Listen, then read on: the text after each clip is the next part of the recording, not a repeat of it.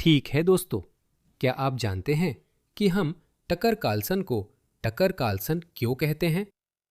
यही वजह है। सुनिए।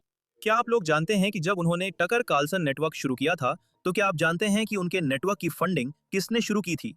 ये आम बात है, ये सार्वजनिक जानकारी है। उस आदमी का नाम है, वो 1789 कैपिटल नाम की एक कंपनी चलाता है, एक निवेश फर्म जिसे ओमिद मलिक ने स्थापित किया था। उसने टकर कार्लसन नेटवर्क शुरू करने के लिए फंडिंग की और टकर कार्लसन को $15 बिलियन दिए। वो मुस्लिम है। कई अन्य विश्वसनीय स्रोत कह रहे हैं कि जनवरी से कतर, जो एक समृद्ध इस्लामी देश है, टकर कार्लसन को फंड कर रहा है। अगर मुझे $15 मिलियन मिल जाएं, तो शरिया कानून मुझे इतना बुरा नहीं लगेगा। बिल्कुल सही। मैं नहीं करूंगा, सच में नहीं करूंगा। मुझे नहीं लगता कि कोई भी रकम मुझे खरीद सकती है। लेकिन मैं ऐसा ही सोचता हूं। ऐसा नहीं है कि मुझे कोई ऑफर मिला हो। मैं किसी को अपनी अच्छाई दिखाने की कोशिश नहीं कर रहा हूं। मुझे उम्मीद है। मुझे खरीदा नहीं जा सका, लेकिन जो लोग मेरी तरह सोचते हैं वे मुझे पैसे दे सकते हैं। आप जानते हैं, मेरी सोच से सहमत हो सकते हैं। वे मुझे जितना चाहे उतना पैसा दे सकते हैं। मेरे पास पेट्रियन और बाय मी अ कॉफी है। मैं पूरी तरह फैंस द्वारा सपोर्टेड हूं, बिना पेमेंट्स। एक बार एक महिला ने बड़ी डोनेशन दी थी और तब से मुझे उसका पछतावा है। ये मेरे करियर की शुरुआत में ही हुआ था। मुझे समझ आया कि वो कुछ और चाहती थी, तो मैंने तय किया अब मैं किसी से भी बड़ी डोनेशन ले लूंगा। और यही है दोस्तों, जब लोग आपको $15 मिलियन देने वाले हैं, तो आप क्या सोचते हैं कि वो क्या करेंगे?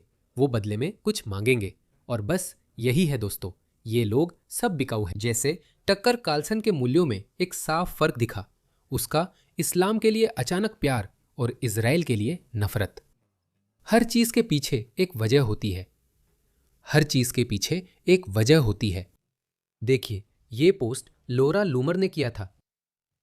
इसे देखिए, मुसलमान उन्हें पसंद करते हैं। और कतर सबसे बुरा है। माफ कीजिए, मेरा कतरी लोगों से कोई विरोध नहीं है, लेकिन कतर ने ब्रिटिश और अमेरिकी विश्वविद्यालयों में अरबों डॉलर लगाए हैं। और नतीजतन हमने दूर वामपंथी, जागरूक, इस्लाम समर्थक, यहूदी विरोधी और पश्चिम विरोधी भावना में वृद्धि देखी है। हमने उन्हें हमारी अगली पीढ़ी के युवाओं के दिमाग में प्रचार करने या जहर घोलने की अनुमति दे दी है। वे कम्युनिस्टों, समाजवादियों और पश्चिम विरोधियों को बढ़ावा दे रहे हैं। वे क्या कर रहे हैं और हमने होने दिया?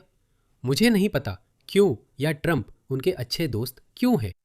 कतर को उसके किए की सजा मिलनी चाहिए।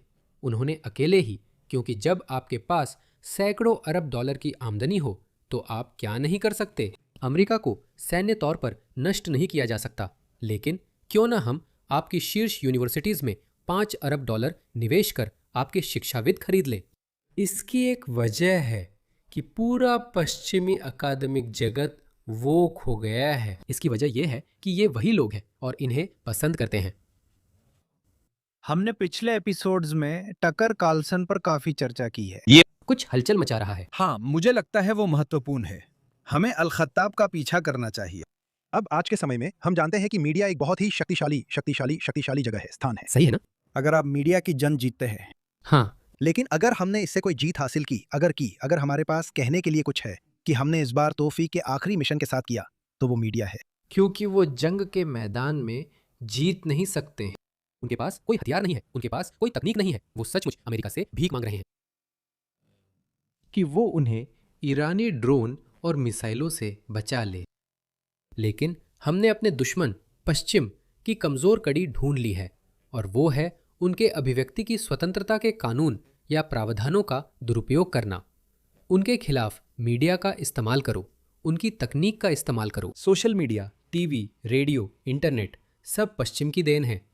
अब इन्हीं का इस्तेमाल उनके खिलाफ करें। क्या आपको पता है? चलिए मैं आपको इतिहास की एक छोटी सी जानकारी देता हूं। जब टेलीविजन का आविष्कार हुआ था, मुझे नहीं पता।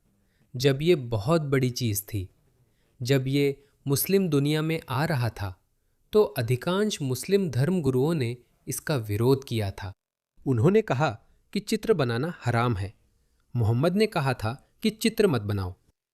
उन्होंने कहा कि ये भी चित्र बनाने जैसा है, इसलिए इसे प्रतिबंधित करना चाहिए। उन्होंने लाउडस्पीकर, माइक्रोफोन का विरोध किया और कहा कि आवाज़ स्वाभाविक होनी चाहिए, लेकिन जब उन्हें इसकी प्रभावशीलता का एहसास हुआ कि वे इसका इस्तेमाल अपने एजेंडा या विचारधारा को फैलाने के लिए कर सकते हैं, तो वे बदल गए। अब उन्हें देखिए, जिनके पूर्वज 50-60 साल पहले आधुनिक मीडिया सुविधाओं का विरोध करते थे। मैं कह रहा हूं कि मेरी राय में ये आदमी अभी मीडिया में सबसे ताकतवर है। मेरा मतलब है, हाँ, चलो पैसे लगाते हैं और उसे और पैसे देते हैं। उसके पोस्ट पर लाखों व्यूज आते हैं और मैं हमेशा देखता हूँ।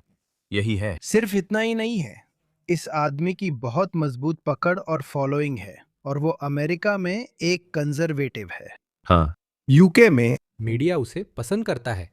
जब तुम्हारा दुश्मन किसी को पसंद करता है तो इसका क्या मतलब होता है? इसलिए हम उसे टकर कार्लसन कहते हैं। एक और मुस्लिम कुछ कह रहा है। अच्छा, ये कौन है? खालिद अल हायल, कतर नेशनल डेमोक्रेटिक पार्टी के अध्यक्ष। ठीक है, चलिए सुनते हैं।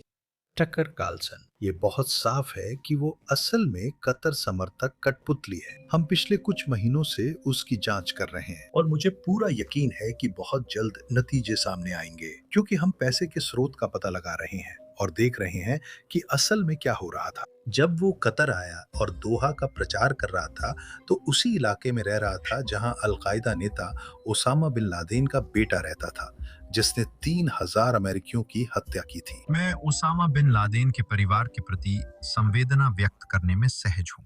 किसी की मृत्यु पर परिवार से दुख जताना सही है। और फिर वाह, क्या आपने कहा मुझे अफसोस है? मुझे नहीं पता। क्या हिटलर की बहन थी? मुझे नहीं पता। शायद उसके कुछ दूर के रिश्तेदार होंगे। सोचिए, जाकर कहना, मुझे अफसोस है कि एडोल्फ हिटलर का निधन हो गया। उसे देखो, 3000 लोगों के लिए दया कहाँ है? वो जब चाहे अपनी अच्छाई दिखा सकता है, लेकिन क्या वो उन 3000 अमेरिकियों, आपके साथी अमेरिकियों पर कोई ध्यान नहीं दे सकता? उनका कैसा रिएक्शन होगा जब आप कहे, मुझे अफसोस है ओसामा बिन लादेन मर गया? वो जरूर करेगा, खासकर जब उसे $15 मिलियन मिलेंगे। यही बात है। अचानक वैसे उसने भी अपना रुख बदल लिया। अब वो ये मान रहा है कि 11 सितंबर के पीछे यहूदी थे। उसके विचार अचानक पूरी तरह 180 डिग्री बदल गए। पिछले साल में वे बहुत जल्दी कट्टर इस्लाम समर्थक बन गए। क्योंकि $15 मिलियन, दोस्तों। टक्कर कार्लसन बहुत हो गया। ये आदमी कौन है? वह कतर नेशनल डेमोक्रेटिक पार्टी के अध्यक्ष हैं। तो मैं मान रहा हूं कि वह सरकार विरोधी है। मुझे नहीं पता था कि कतर में राजनीतिक पार्टियां हैं। ये रहा। असल में मुझे आपको ये पढ़कर सुनाने दीजिए।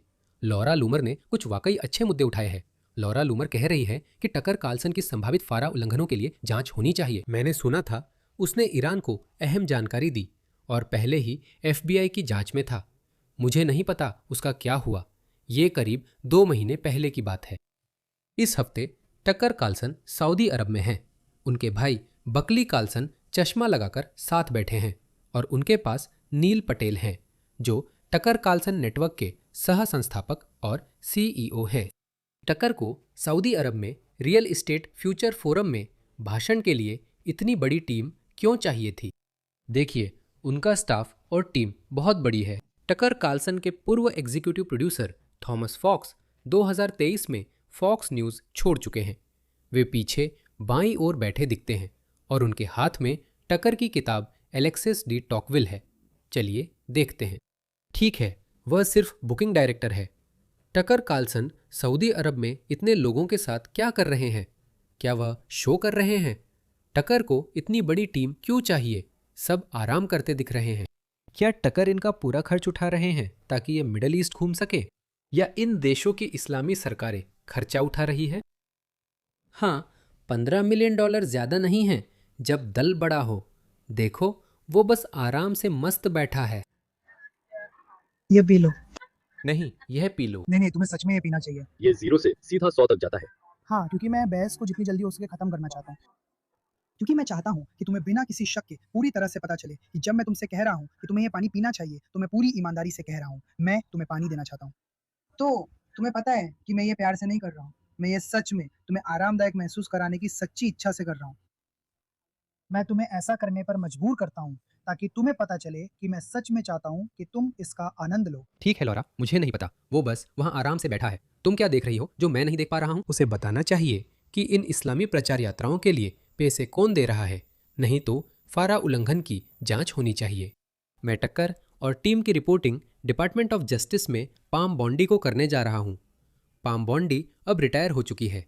ये पुराना वीडियो है। ये रहे टकर कार्लसन। मुझे नहीं पता कि कौन खुद को एक रूढ़िवादी ईसाई देशभक्त कह सकता है और फिर भी टकर कार्लसन को सुन सकता है। मुझे नहीं पता, मुझे माफ़ कीजिए। आप इस आदमी को कैसे सुन सकते हैं? वो साफ तौर पर बिक चुका है और एक चापलूस है। वो कतर का चापलूस है। वो इस्लाम के लिए बहाने बनाता है। अब वो ट्रंप से नफरत करने लगा है, जो ठीक है। कोई भी ट्रंप से नफरत कर सकता है।